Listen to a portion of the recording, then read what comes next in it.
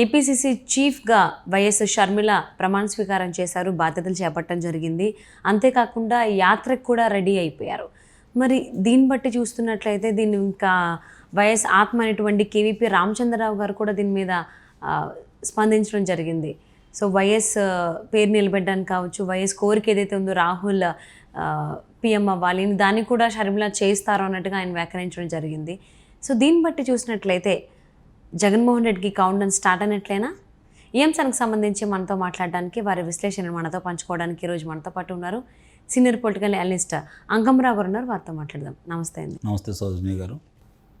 YS Sharmila so party పెట్టి దాన్ని కాంగ్రెస్లో విలీనం చేసి ఇప్పుడు ఏపీసీసీ చీఫ్గా ప్రమాణ స్వీకారం చేశారు.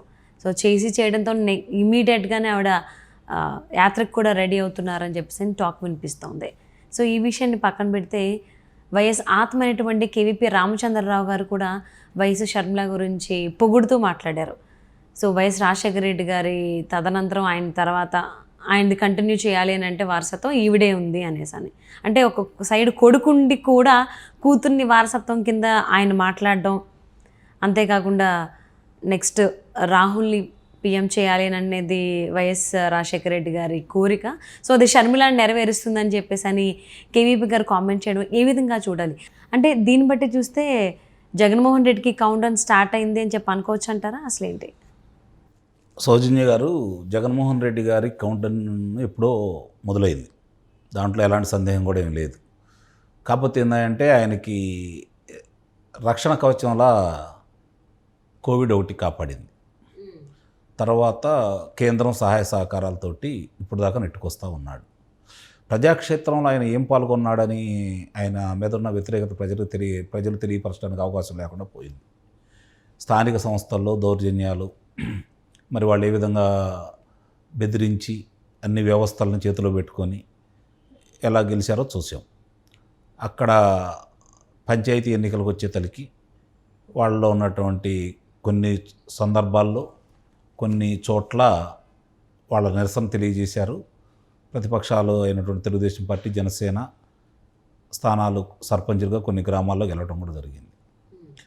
ఇక ఆయనది ప్రత్యక్షంగా ప్రజా ఆగ్రహం ఎప్పుడు కనపడింది అంటే 2023 ఫిబ్రవరిలో జరిగినటువంటి శాసనమండలి ఎన్నికల్లో చాలా స్పష్టంగా కనపడింది. 108 నియోజకవర్గాల్లో జరిగింది ఎన్నిక. 3 స్థానాలకి 3 కూడా తెలుగుదేశం పార్టీ కైవసం చేసుకోవడం కూడా జరిగింది. ముఖ్యంగా మరి 52 నియోజకవర్గాలు ఉన్నటువంటి తన సొంత ప్రాంతమైనటువంటి రాయలసీమ ప్రాంతంలో, ముఖ్యంగా తన సొంత నియోజకవర్గం అయినటువంటి పులివెందల్లో కూడా తెలుగుదేశం పార్టీకి ఆధిక్యత వచ్చింది. అంటే ప్రజా విలువ ఒక్కసారిగా వ్యతిరేకంగా మారితే, అభిమానం మీద ఆగ్రహం వస్తే, తన్ని 151 స్థానాలు శాసనసభలోనూ 22 స్థానాలు లోక్సభలో గెలిపించినటువంటి ప్రజల నమ్మకాన్ని ఉమ్ము చేస్తే ప్రజలు ఎలా తిరగబడతారనే దానికి ఆ రోజే ప్రజలు నిరూపించారు. అందులో ఎలాంటి సందేహం కూడా లేదు. ఇక ఇప్పుడు వైఎస్ రాజశేఖర రెడ్డి గారు, జగన్మోహన్ రెడ్డి గారికి సొంతంగా ఏమీ లేదు. వైఎస్ రాజశేఖర రెడ్డి గారి అబ్బాయిగా ఢిల్లీని, అంటే పులివెందల నుంచి ఢిల్లీని ఎదిరిస్తున్నాను అని చెప్పని, పులివెందలకి ఢిల్లీకి మధ్య జరుగుతున్నటువంటి పోరాటం అని చెప్పని అతను చిత్రీకరించాడు. దాంట్లో విజయవంతం అయ్యాడు. నిజంగానే కాంగ్రెస్ పార్టీ కేంద్రంలో అధికారంలో రావడానికి రాజశేఖర రెడ్డి గారే కారణం. అలాంటి రాజశేఖర రెడ్డి గారి అబ్బాయికి ఆయన కుటుంబానికి అన్యాయం చేసింది కాంగ్రెస్ పార్టీ అనే ఆలోచనలో తీసుకురావడంలో వాళ్ళు సఫలీకృతమయ్యారు. రాజశేఖర రెడ్డి గారిని అభిమానించేవాళ్ళు, సాంప్రదాయ కాంగ్రెస్ పార్టీ వాదులు కూడా నిజమని నమ్మి ఇతనంట నడిచారు. నడిచిన తర్వాత ఇప్పుడు వాళ్ళకి తత్వం బోధపడింది. క్షవరం అయితే కానీ ఎవరో తెలియదు అన్నట్టు ప్రజలకు ఇప్పుడు వైఎస్ రాజశేఖర రెడ్డి గారి అభిమానులకి, కాంగ్రెస్ వాదులకు కూడా చాలా స్పష్టంగా అర్థమైపోయింది. వైఎస్ రాజశేఖర రెడ్డి గారి మనుషులు ఈరోజు వైఎస్ఆర్సీపీ పార్టీలో ఎంతమంది ఉన్నారని చెప్పి వాళ్ళు కూడా లెక్కేసుకుంటూ ఉన్నారు. ఏళ్ల మీద లెక్క పెట్టే మనుషులు కనపడుతున్నారు. మరి ఆయన ఆత్మ లేడు, అనుంగు సహచరుడు లేడు, ఆయనతోటి నడిచినటువంటి మంత్రివర్గ సహచరులు కూడా లేరు, ముఖ్యంగా కుటుంబ సభ్యులు లేరు. ఇది ఈరోజు ప్రజలు ఆలోచించుకుంటున్నారు అన్నమాట. కుటుంబ సభ్యులు ఎవరు? వైఎస్ రాజశేఖర రెడ్డి గారికి సంబంధించిన కుటుంబ సభ్యులు ఎవ్వరు కూడా జగన్మోహన్ రెడ్డి గారు అనే ఒక వ్యక్తి తప్ప మిగిలిన వాళ్ళు ఎవరు కూడా ఆ పార్టీలో లేరు.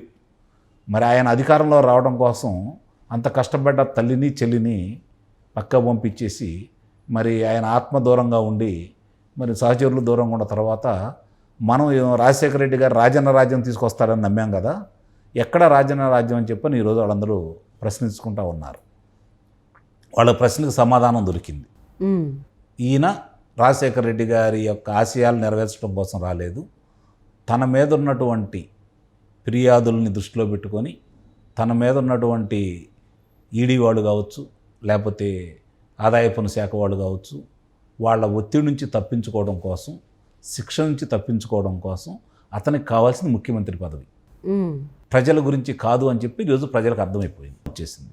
ముఖ్యంగా ఎందుకు అంటే ఆ రోజు యువతని ఈయన మభ్య పెట్టాడు.